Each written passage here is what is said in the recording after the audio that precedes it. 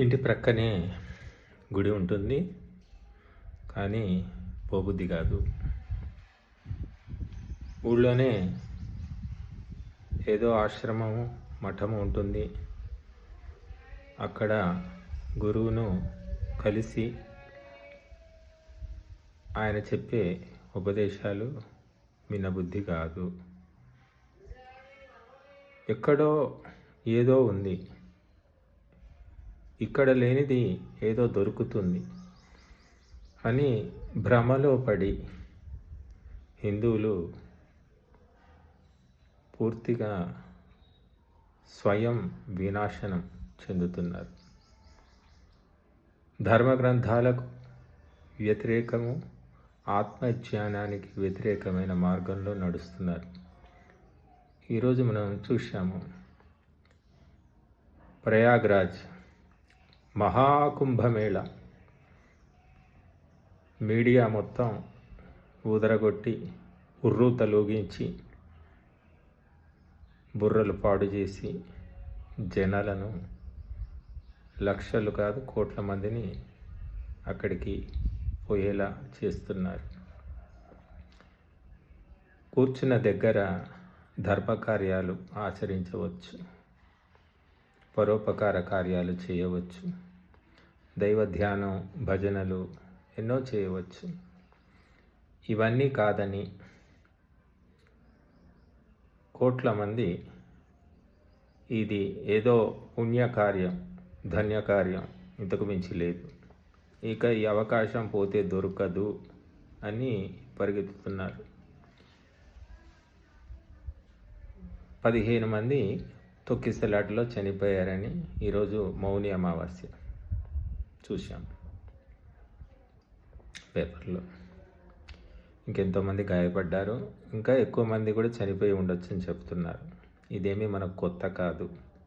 పుష్కరాల్లో చనిపోతారు, కుంభమేళాల్లో చనిపోతారు, ఊరేగింపుల్లో, జాతరల్లో, రకరకాల అయ్యప్ప దేవాలయం దర్శనం, ఎక్కడ చూసినా తోసుకోవడం, నాకే దర్శనం కావాలి, నేనే పుణ్యం సంపాదించుకోవాలి, నాకే మొదలు స్వర్గం కావాలి, ఇలాంటి స్వార్థాన్ని పెంచి పోషిస్తున్నారు గురువులు, సాధువులు అనబడేవాళ్ళు. ఇక దానికి ఈ మీడియా తోడయ్యింది, అగ్నికి ఆజ్యంలాగా.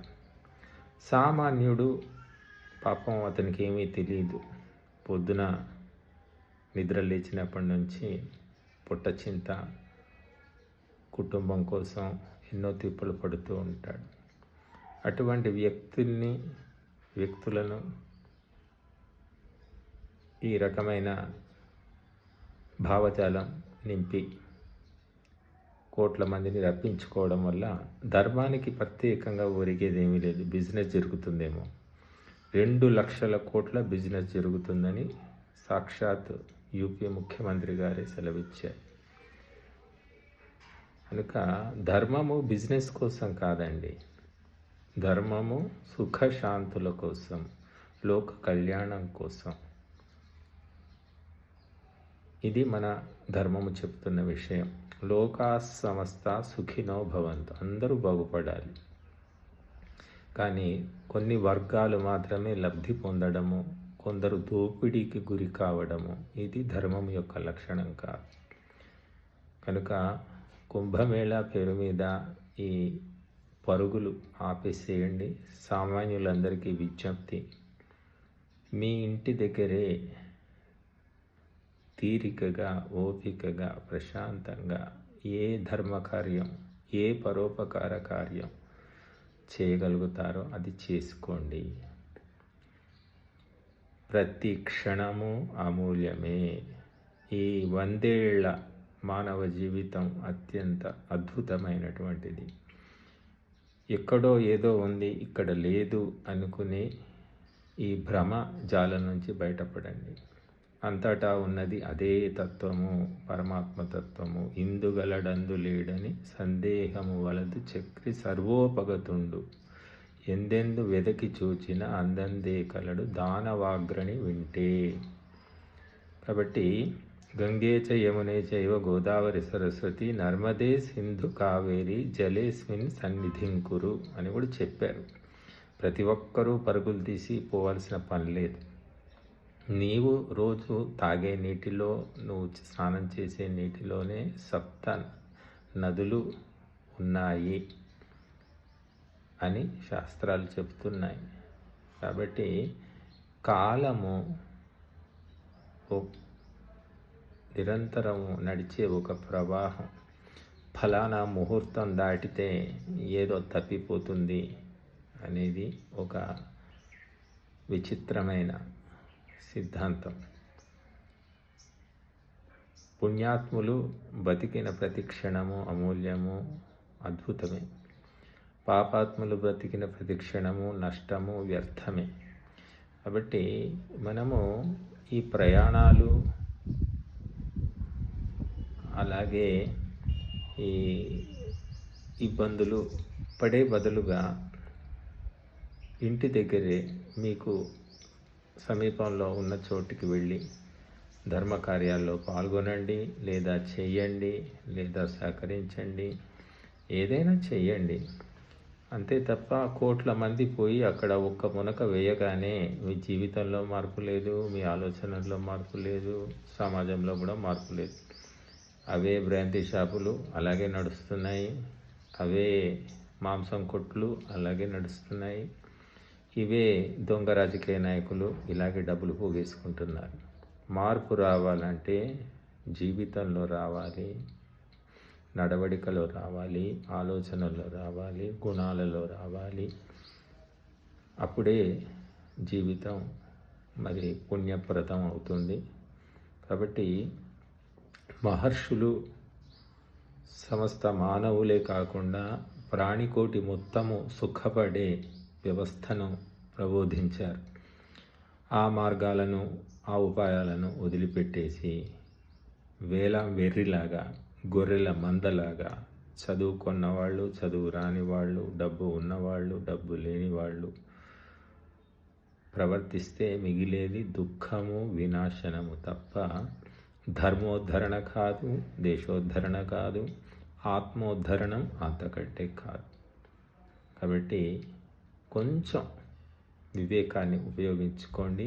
ధర్మ గ్రంథాలను చదవండి. అసలు కనీసం ఆ భగవద్గీత అయినా చదవండి. అందులోనైనా మీకు ఎంతో కొంత ధర్మం తెలుస్తుంది. చదవడమే మానేశారు. అసలు ఎప్పుడు చూసినా తిరగడం తిరగడం తిరగడం, గిరి ప్రదక్షిణము, లేకపోతే కుంభమేళాకు పోవడం, లేకపోతే గుళ్ళ చుట్టూ తిరగడం. ఇంతకు మించి ఏముంది అసలు? ఇదేనా ధర్మం అంటే?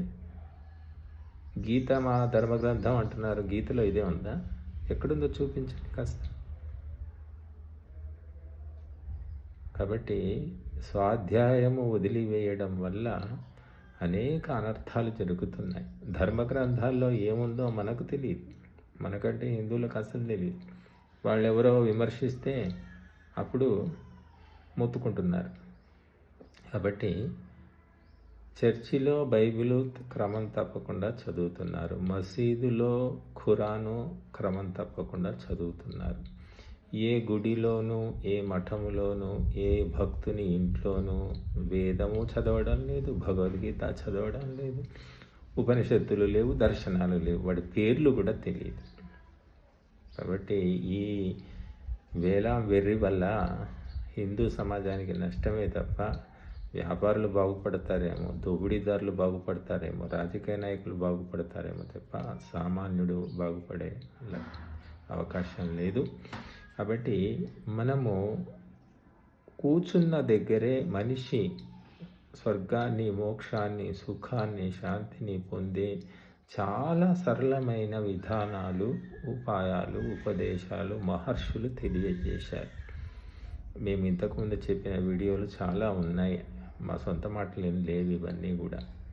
కాబట్టి ముహూర్తాల పిచ్చి వదులుకొని, ఈ పుణ్యస్నానాల పిచ్చి వదులుకొని ఆత్మస్నానం చేయడానికి ప్రయత్నం చేయాలి.